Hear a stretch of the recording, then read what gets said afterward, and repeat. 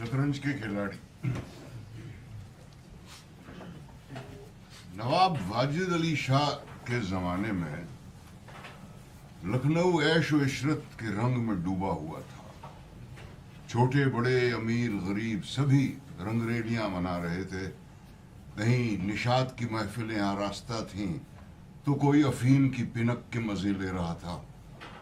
जिंदगी के हर शोबे में रिंद व मस्ती का जोर था।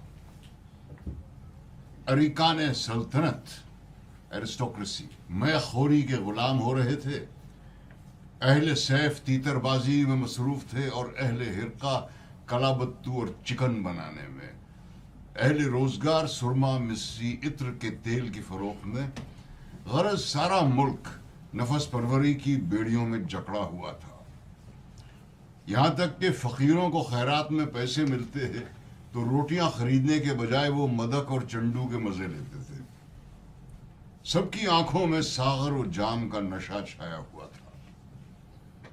दुनिया में क्या हो रहा है, इल्म और हिकमत किन किन इजादों में मसरूफ है, मगरबी अकमान किस तरह हावी होती जा रही है, इसकी खबर किसी को न थी। बटेर लड़ रही है, तीतरों में बाजियां हो रही हैं और कहीं शतरंज के मार्कों में फौजें जेर और जबर हो रही हैं। अक्ल को रसां और जहन को तेज करने के लिए शतरंज कीमिया समझा जाता है। अब भी इस कौम के लोग कहीं कहीं मौजूद हैं जो यही दलील शद्दो मद से पेश करते हैं। इसलिए मिर्जा सज्जाद अली और मीर रोशन अली अपनी जिंदगी का बेशतर हिस्सा अक्ल को तेज करने में सर्फ किया करते थे, तो किसी जी फहम को एतराज क्यों होता। हाँ, जाहिल लोग उन्हें जो चाहें समझें। दोनों के पास मौरूसी जागीर थी, फिक्र व माश से आजाद थे। आखिर और करते ही क्या। तुलुए सहर होते ही दोनों साहब नाश्ता करके बिसात पर बैठ जाते, मोहरे बिछा लेते और अक्ल को तेज करना शुरू कर देते। फिर उन्हें खबर न होती कि कब दोपहर हुआ, कब सेपहर, कब शाम। घर में से बार बार आदमी आकर कहता कि खाना तैयार है। यहां से जवाब मिलता, हाँ चलो आते हैं, दस्तरखान बिछाओ। मगर शतरंज के सामने कोरमे और बिरयानी के मजे भी फीके थे। यहां तक कि बावर्ची मजबूर होकर खाना कमरे में ही रख जाता और दोनों दोस्त दोनों काम साथ साथ करके अपनी बारीक नजरी का सबूत देते रहते। कभी कभी खाना रखा ही रह जाता, उसकी याद ही ना आती। मिर्जा सज्जाद अली के मकान में कोई बड़ा बूढ़ा न था, इसीलिए उन्हीं के दीवान खाने में मार्का आराइयां होती थीं। मगर इसके मानी ये नहीं कि मिर्जा के घर के लोग इस मशगले से खुश हों, हरगिज नहीं। मोहल्ले के नौकर चाकरों में भी, महरियों मामाओं में बराबर यही हासिदाना हर्फगिरियां होती रहती थीं। बड़ा मनहूस खेल है, घर को तबाह करके छोड़ता है, खुदा न करे किसी को इसकी चाट पड़े, बुरा लत है। सितम यह था कि मिर्जा की बेगम भी आए दिन इस मशगले के खिलाफ एतराज जाहिर करती रहती कि इधर बाजी बिछ जाती। रात को जब सो जाती तब कहीं मिर्जा जी सोने आते। हाँ, जुलाहे का गुस्सा दाढ़ी पर उतारा करती थी। नौकरों को झुर्कियां दिया करती। क्या मियाँ ने पान मांगे हैं, कह दो आके ले जाएं, पाँव में मेहंदी लगी है। तो खाने की फुर्सत नहीं है तो ले जाके खाना सर पे पटक दो, खाएं चाहे कुत्तों को खिलाएं। उन्हें अपने मियाँ से इतनी शिकायत न थी जितनी मीर साहब से, जिन्हें वो निखट्टू, बिगाड़ू, टुकड़खोर वगैरह नामों से याद किया करती थी। शायद मिर्जा जी भी अपनी बरियत का इजहार करने के लिए सारा इल्जाम मीर साहब के सर पर डाल देते थे। एक दिन बेगम साहिबा के सर में दर्द होने लगा तो मामा से कहा, जा मिर्जा जी से कह दे जाके हकीम के यहां से दवा ले आए, दौड़ जल्दी कर, सर फटा जा रहा है। मिर्जा जी बोले, हाँ चल चल अभी आते हैं।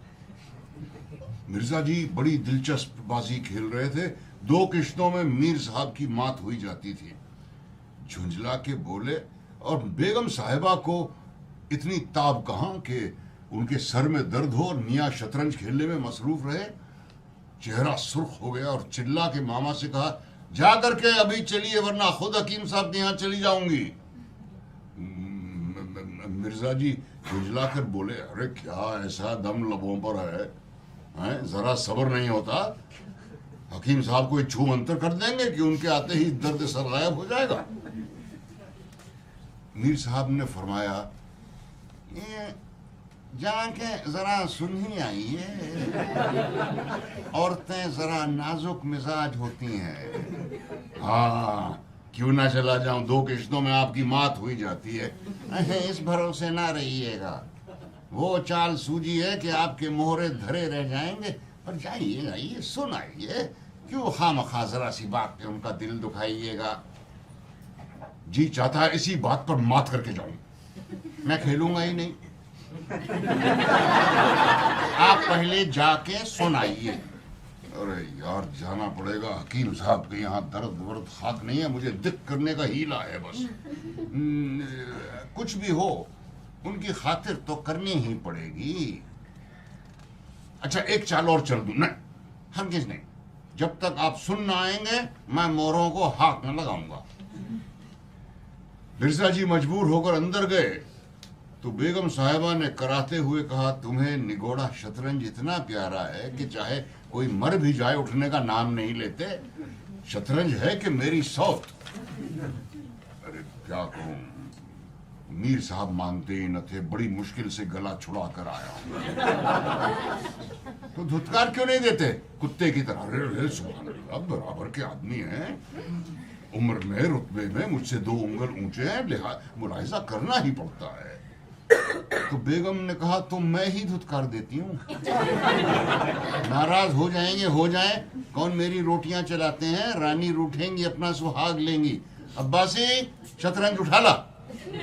मीर साहब से कह देना, मियाँ अब ना खेलेंगे, आप तशरीफ ले जाइए और फिर मुंह ना दिखाइएगा। अरे कहीं ऐसा गजब मत करना, क्या जलील करवाओगी? अब्बासी ठहर, कम वक्त कहाँ दौड़ी जाती है?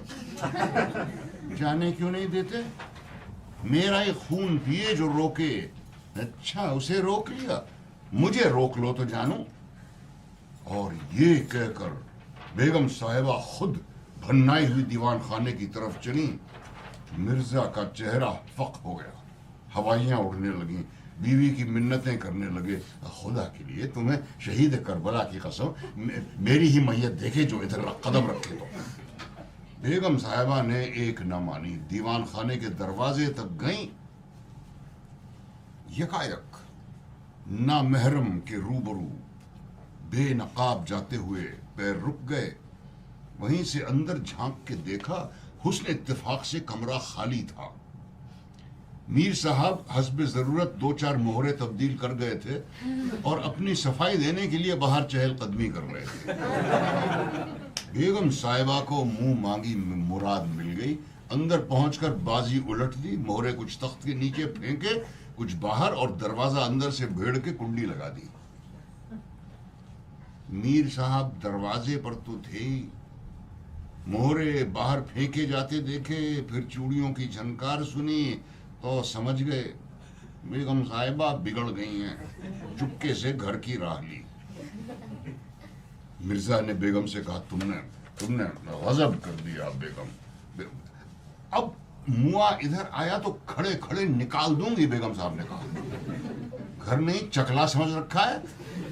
इतनी लौ अगर खुदा से लगाते तो वली हो जाते।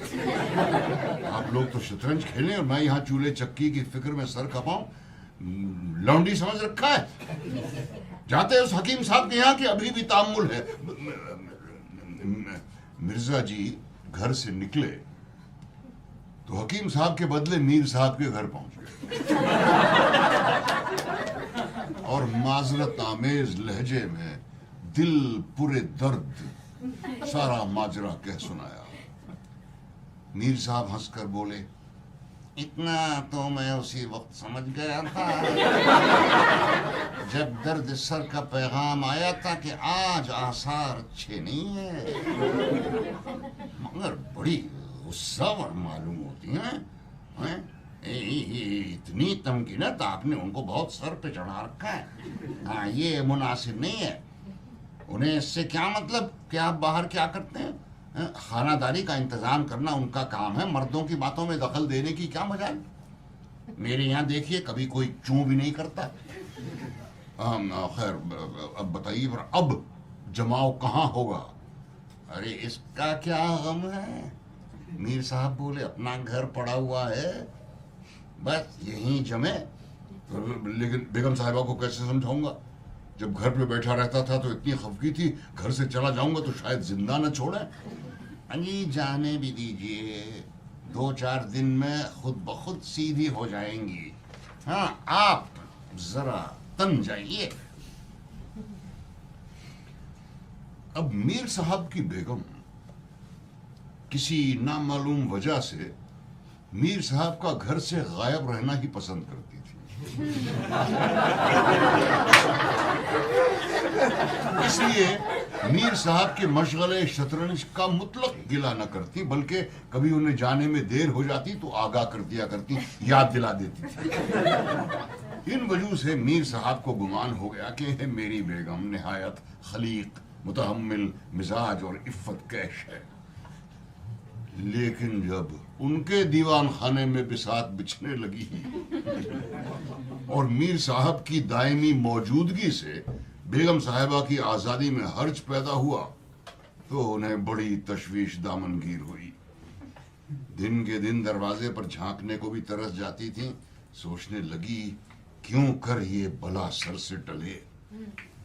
इधर नौकरों में भी कानाफूसी होने लगी। अब तक दिन भर पड़े पड़े खुर्राटे लेते थे, घर में कोई आए या जाए उनको मतलब न सरोकार। मुश्किल से 2-4 दफा बाजार जाना पड़ता था, अब 8 पहर की धौंस हो गई। कभी पान लगाने का हुक्म होता, कभी पानी लाने का, कभी बर्फ, कभी तंबाकू भरने का, और हुक्का तो किसी दिल जले आशिक की तरह हमेशा गर्म ही रहता। नौकर बेगम साहिबा से कहते, हजूर मियाँ का शतरंज तो हमारे जी का जंजाल हो गया। दिन भर दौड़ते दौड़ते पैरों में छाले पड़ जाता। ये भी कोई खेल है कि सुबह को बैठे तो शाम कर दी, घड़ी 2 घड़ी खेल लिया, छुट्टी हुई।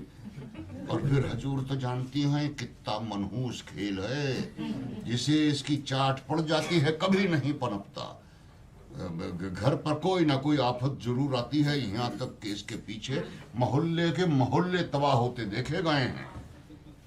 मोहल्ले वाले हमें ही को रोका करते हैं, शर्म से गड़ जाना पड़ता है। बेगम साहिबा कहती हैं, हाँ मुझे तो खुद ये खेल पसंद नहीं, एक आंख नहीं भाता, पर क्या करूं, मेरा क्या बस है। मुल्क में वावेला मचा हुआ था। रियाया दिन दहाड़े लुटती थी, पर कोई फरियाद सुनने वाला न था। देहात की सारी दौलत नकलऊ में चली आती थी और यहाँ सामाने ऐश के बहम पहुंचाने में सर्फ हो जाती थी। भांड, नक्काल, कथक, अरबाब निशात की गर्म बाजारी थी। साकिनों की दुकान पर रईसजादे एक एक प्याले पर एक एक अशरफी फेंक देते थे, और इधर अंग्रेज कंपनी का कर्ज रोज बरोज बढ़ता जाता था। उसकी अदायगी की किसी को फिक्र न थी। यहां तक कि सालाना खिराज भी अदा न हो सकता।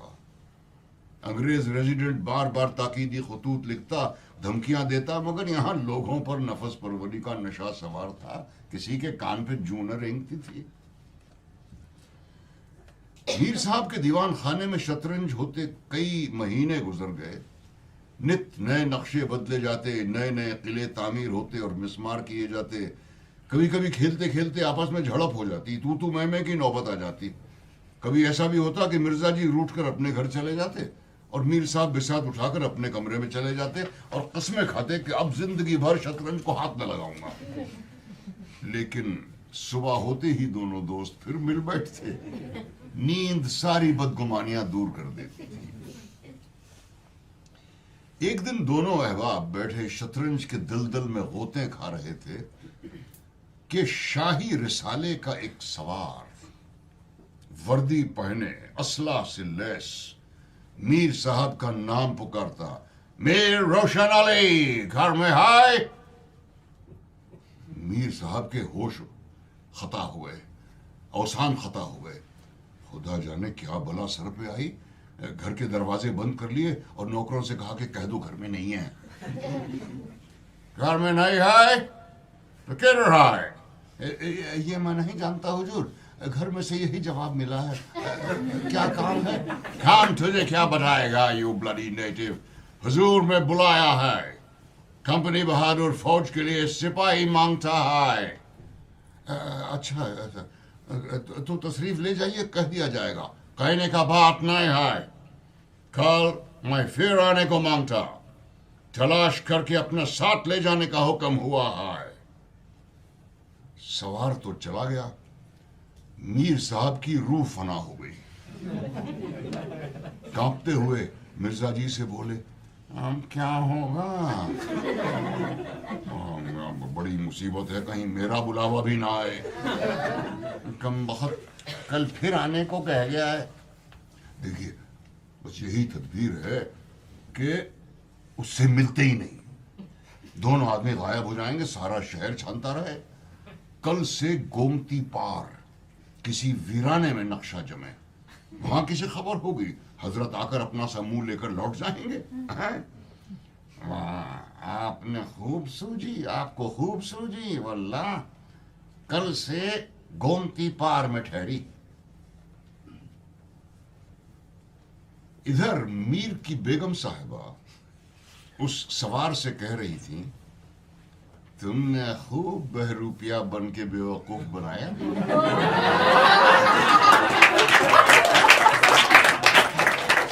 उसने जवाब दिया, अरे ऐसे गावदियों को तो मैं चुटकियों पर नचाता हूँ, उनकी सारी अकल और हिम्मत तो शतरंज ने चुरा ली है।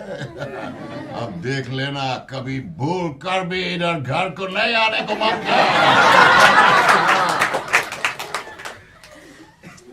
उस दिन से दोनों दोस्त मुंह अंधेरे घर से निकल खड़े होते, बगल में एक छोटी सी दरी दबाए डिब्बे में गिलोरियां भरे गोमती पार एक वीरान मस्जिद में जा बैठते, जो शायद अहले मुगलिया की यादगार थी।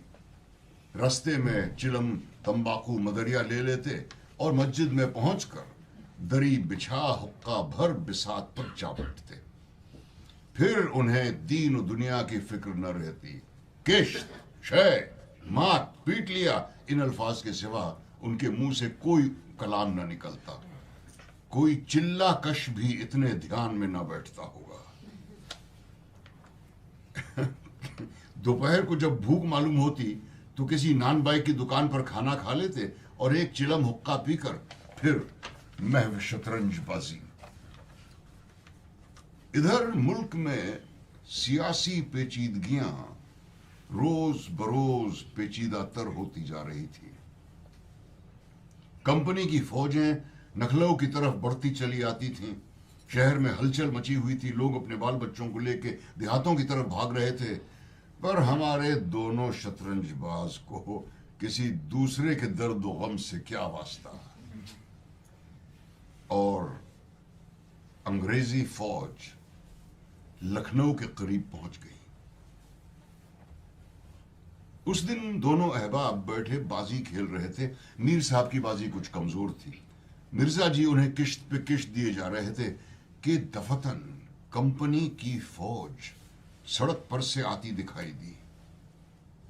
कंपनी ने लखनऊ पर कब्जा करने का फैसला कर लिया था। कर्ज के एवज सल्तनत हजम कर लेना चाहती थी। वही महाजनी चाल जिससे आज तक सारी कमजोर कौमें पाब जंजीर हैं। अंग्रेजी फौज आ रही है। हाँ, आने दीजिए, किश्त बचाइए, किश्त। अरे नहीं, जरा देखना चाहिए, और से देखें कैसे कवि हैकल जवान है, देखकर सीना थर्राता है। हाँ, देख लीजिएगा, क्या जल्दी है। फिर किश्त। तोफाना भी है। अरे 5000 आदमी होंगे, सुर्ख चेहरे जैसे बंदर। जनाब, हीले न कीजिए, ये किश्त। इतनी अजीब आदमी है। अरे शहर पे घिर गया तो घर कैसे चलेंगे? जब घर चलने का वक्त आएगा तो देखी जाएगी। ये किश्त और ये मात। फौज निकल गई। यारों ने दूसरी बाजी बिछा दी और इस बार जो दोनों दोस्त खेलने बैठे तो 3 बज गए। अब के मिर्जा जी की बाजी कमजोर थी। इसी दौरान फौज की वापसी की आहट मिली। नवाब वाजिद अली शाह माजूल कर दिए गए थे और फौज उन्हें गिरफ्तार करके लिए जा रही थी। शहर में कोई हंगामा न था, यहां तक कि किसी जांबाज ने एक कतरा खून भी ना बहाया। नवाब घर से इस तरह रुखसत हुए जैसे लड़की रोती पीटती ससुराल जाती है। बेगमें रोईं, नवाबजादे रोए, मामाएं रोईं, मुगलानियां रोईं और बस सल्तनत का खात्मा हो गया। अजल से किसी बादशाह की माजूली इतनी सुलह आमेज, इतनी बेजरर न हुई होगी। कम से कम तारीख में इसकी नजीर नहीं है। ये वो अहिंसा न थी जिस पर फरिश्ते खुश होते हैं। ये वो पस्त हिम्मती, वो बुजदिली थी जिन पर देवियां रोती हैं। नखलऊ का फरमा रवा कैदी बना चला जाता था और नखलऊ ऐश की नींद में मस्त था। ये सियासी जवाल की इंतहाई हद थी। सियासी जवाल यानी पॉलिटिकल डेप्थ्स। वैसे शायद हम आज उससे भी आगे पहुंच गए हैं।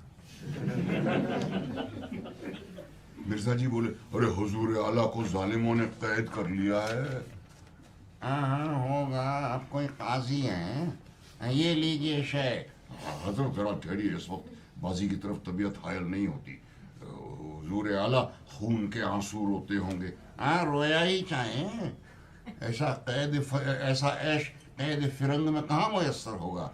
ये शेख। अरे अरे, किसी के दिन बराबर नहीं जाते हमेशा। बलाए आसमानी है। हाँ है ही। फिर किश्त, बस दूसरी किश्त में मात है, बच नहीं सकते। हाँ, अभी बड़े बेदर्द हैं। अल्लाह, ऐसा हादसा जहां देखकर आपको सदमा नहीं पहुंचा।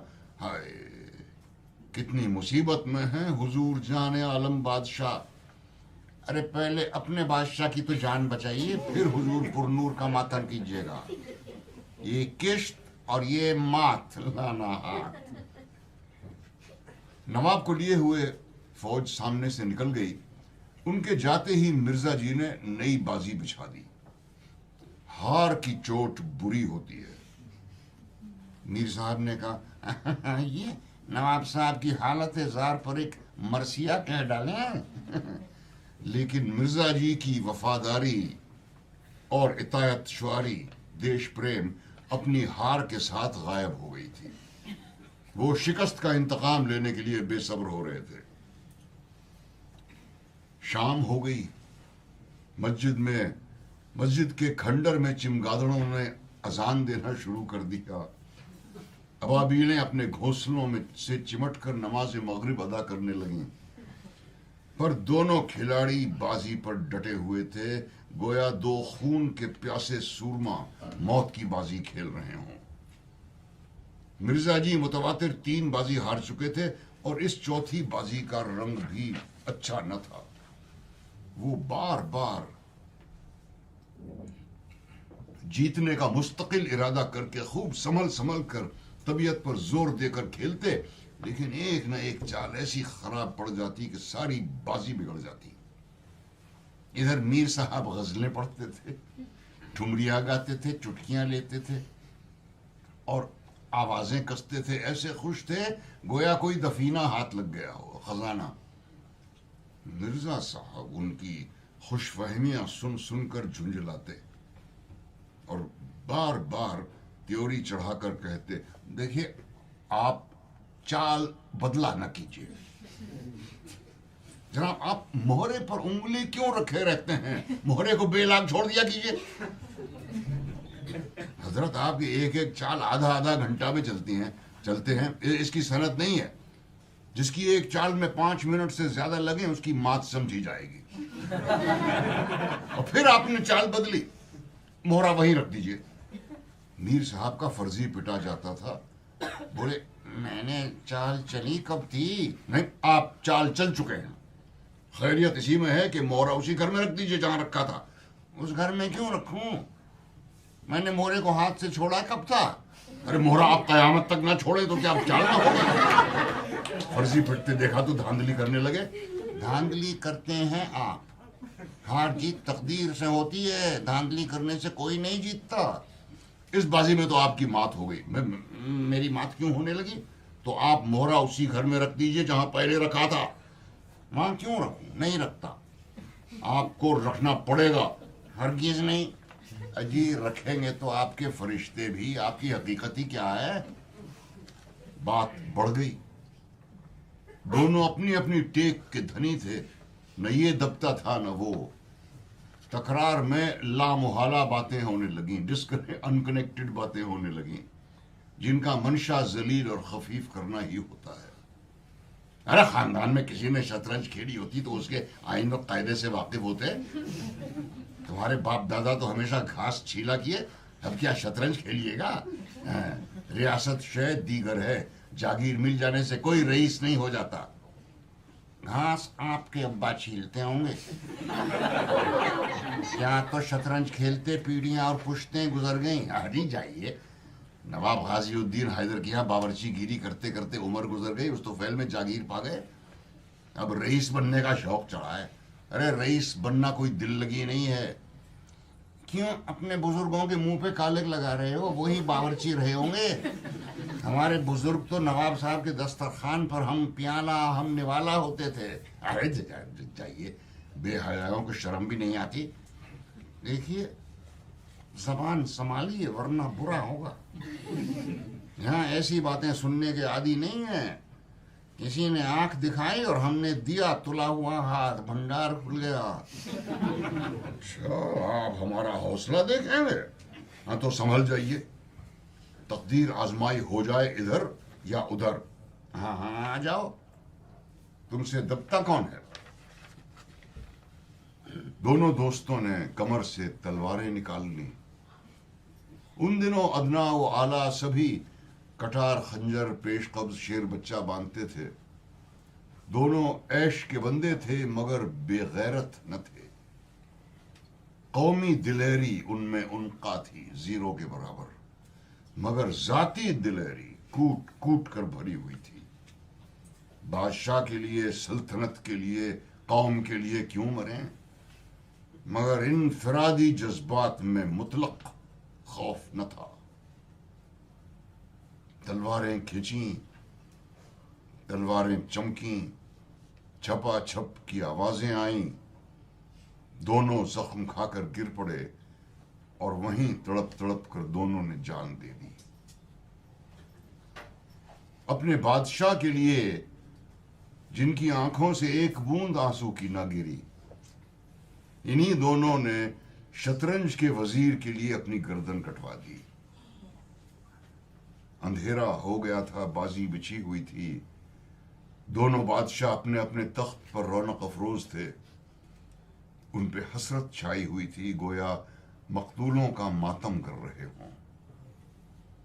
चारों तरफ सन्नाटे का आलम था। खंडर की बोसीदा दीवारें, खस्ता हाल कगूरें और सर्ब सजूद मीनारें इन लाशों को देखती थीं और इंसानी जिंदगी की बेसवाती पर अफसोस करती थीं। वाह।